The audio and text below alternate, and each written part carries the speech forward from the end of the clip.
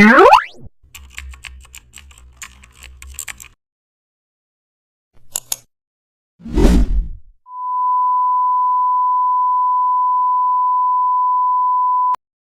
back to the channel, and don't forget to like, share and subscribe for more updates.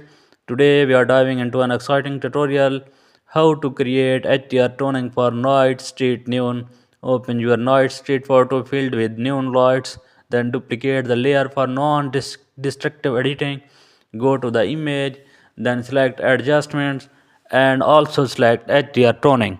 Choose the preset to set the light and increase edge glow to intensify neon reflections. Lower gamma so the background becomes deeper, and also increase detail for crisp textures on roads and signs. Boost exposure slightly for face visible. Raise vibrance to make neon color explore. Reduce saturation for balance and readjust highlights